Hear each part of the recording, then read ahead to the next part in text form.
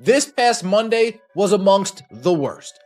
How bad must that product be for people, for the 130,000 that usually watch, the 145,000 that usually watch, to say, I'm good? On a Monday following the Super Bowl. No Super Bowl to compete with, no college football playoff to compete with. You guys have an open Monday. This past and the ratings Monday, that you February drew 9th, Unrivaled drew just 110,000 viewers. And that number deserves a real moment of reflection before dismissing it as just another average rating or assuming it was simply a slow night. It's important to understand the full context. When you look beyond the surface, the situation becomes far more serious. The surrounding circumstances make that figure not just disappointing, but genuinely devastating. The CBA deal and, we're making some movement. Fans are even getting tired of that. Stop giving us your updates and start making some progress. Fans are saying that right now. Yeah, we've heard this before, but is a deal going to get done? Fans are saying that right now. And if you feel that way, let me know what you think in the comment section. Let's get straight into it. The situation was so underwhelming that the TV ratings guide couldn't even properly categorize the broadcast because the numbers were that insignificant. In the all-important 18 to 49 demographic, it registered a 0.02 rating, possibly even lower, which in television terms is essentially a rounding error. And you know that column that lists viewership in the millions? For this broadcast, it was marked as not applicable because it wasn't even close to charting. That's how far off the radar it really was. Our recent CB proposal that we got, there's movement, there's traction. We're finally headed in a direction, so I'm excited. A little late for our first, quote, momentum. No wonder Angel went back to Unwrap. Let me know when they actually sign it. I'm over the reports of potentially, possibly, maybe. The owner recognized what the players do not. There would be no surge in viewership without Caitlin Clark. For the billionaire owners, this is about dominance and control over women. Owners can survive a strike just fine. This is about showing who is boss and who is powerless. I don't think that's the case. I think that's the category you fall into when your viewership numbers are so catastrophically low that the industry's standard measurement systems don't even have a proper template to frame your performance. It's not just a bad night. It's statistical irrelevance. And keep in mind, this is a league that was marketed as a revolutionary force in women's basketball, a groundbreaking product that secured a major partnership with TNT and HBO with promises of changing the landscape of the sport. Yet despite all the hype and high-profile backing, the actual audience response tells a very different story. Tired of the WNBA Players Association. Now, this is Breanna Stewart's comments in totality. Let's see if I can play this real quick. The league. So I think that call was great, just from being able to hear the perspective of both sides, from the league side, from the player side, and what we want. So our recent CBA proposal that we got, there's movement, there's like traction. We're finally like headed in a direction. So I'm excited to hopefully negotiate back.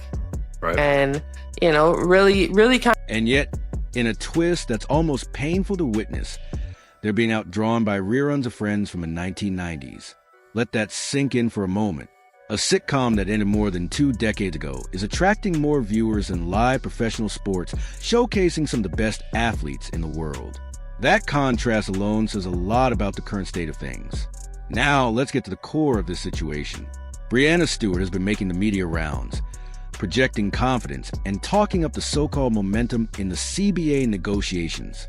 She sounds upbeat, telling everyone she's excited about the direction things are heading.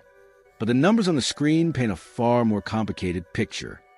On December 18th, the union voted to authorize calling a strike when necessary, and some voices around the league wondered if the time was drawing near. Breanna Turner, activist Breanna Turner, quote, "I feel like it's not imminent at this point. It's still early February, like we're still going, so I feel like we're still in a waiting game at the moment." Holy shit. Can you use the word like any more times? Folks, I gotta be honest. I might have lost brain cells reading that aloud. I may have lost brain cells. Here, you guys are going to hear me say it one more time and tell me you didn't lose any brain cells. I feel like it's not imminent at this point. It's still early February. Like, we're still going. So I feel like we're still... What makes the unrivaled situation particularly damaging to the players' cause right now is the timing and the missed opportunity. This past Monday was a golden chance. There was absolutely no competition. They weren't going up against the Super Bowl. There were no college football playoffs dominating the airwaves. They had an open Monday night slot on TNT, one of the most established and powerful sports networks in the country. And despite having a completely clear runway, they still couldn't generate meaningful viewership numbers. It wasn't just a minor miss. It was a complete failure to launch on a night that should have been an easy win. The 1-versus-1 tournament started this week, which is significant because that format produced the highest ratings they saw all of last season. This was supposed to be their ace in the hole to spike interest. On top of that, Angel Reese returned from injury, bringing major star power back into the mix. These were supposed to be ratings boosters, tentpole moments designed to draw casual viewers and get people talking. Yet even with all of those advantages, the numbers still look disastrous. At some point, a network giant like HBO has to look at those figures and question whether placing this product behind the HBO Max paywall makes more financial sense than giving it premium cable real estate, because right now the return on investment simply isn't there. And when we shift to the CBA negotiations, there seems to be a fundamental misunderstanding. Breanna Stewart suggested that negotiations haven't really been happening for 17 or 18 months, framing it as if both sides have just been idle. But the evidence doesn't support that narrative. The owners have repeatedly moved off their initial positions. They put real offers on the table, included salary increases, added benefits, committed to charter flights, upgraded facilities, and expanded rosters.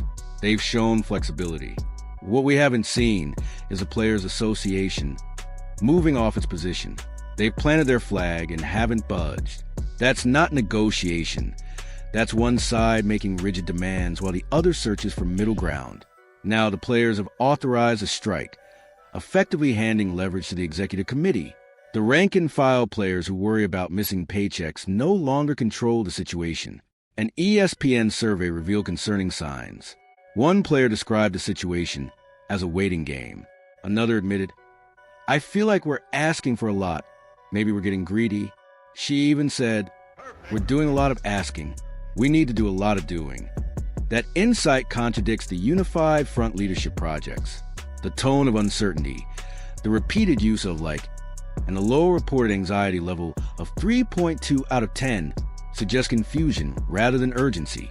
Meanwhile, players such as Brianna Turner admitted missing paychecks would impact them immensely, yet still voted to authorize a strike that could eliminate that income. That contradiction sits at the heart of a union strategy.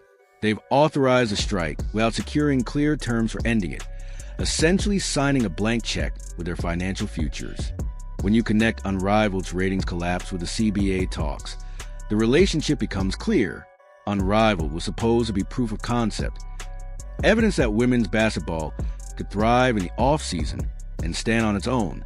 Instead, 110,000 viewers on a major cable network with no competition sends the opposite message. Owners aren't being stubborn for the sake of it. They're looking at hard numbers and realistic revenue projections. Yes, the WNBA has grown. Caitlin Clark's rookie season brought unprecedented attention. Attendance rose, and merchandise sales surged. There's legitimate room for players to argue they deserve a greater share of that growth. But there's a major difference between sharing realized revenue and demanding a share of projected revenue that may never materialize. Owners are looking at market signals, including Unrivaled's weak numbers, and questioning those optimistic projections. Strike leverage only works if the other side believes you'll follow through, and if it hurts them more than it hurts you. In this case, owners can withstand a strike far more easily than players can. A lost season devastates players financially. Yet the union authorized a strike early, without a clear end game. That isn't strength. It risks being a bluff the owners can afford to call. Stewart speaks about momentum, but what concrete progress has actually been made? Without specifics, it feels like PR messaging rather than measurable advancement. Meanwhile, Fans grow skeptical and frustrated. They want clarity, not buzzwords. The unrivaled ratings add a damaging layer to the narrative. This league features major stars like Stewart, Nafisa Collier, Kelsey Plum, and Angel Reese with promotion, hype, and a TNT broadcast deal, and still can't break 200,000 viewers. If you're an owner being asked to commit to aggressive revenue sharing models, you look at those numbers and question the evidence. The union may have misplayed its leverage by authorizing a strike too early. Strikes only work when the other side needs you more. The WNBA has long been subsidized by the NBA. Owners can survive a lost season more easily than players can. Coming off Caitlin Clark's historic rookie year, the league had tremendous momentum. Instead of quickly capitalizing on that growth to secure a deal, negotiations have dragged on for 18 months. Now training camps approach with no agreement in place. The longer this continues, the more damage accumulates. Fans lose patience, sponsors hesitate, and the narrative shifts from growth to dysfunction. The core issue now centers on revenue sharing and long-term structure. Important? Yes. Worth risking an entire season? That's the gamble. If Unrivaled's numbers remain low, it weakens a player's negotiating position significantly.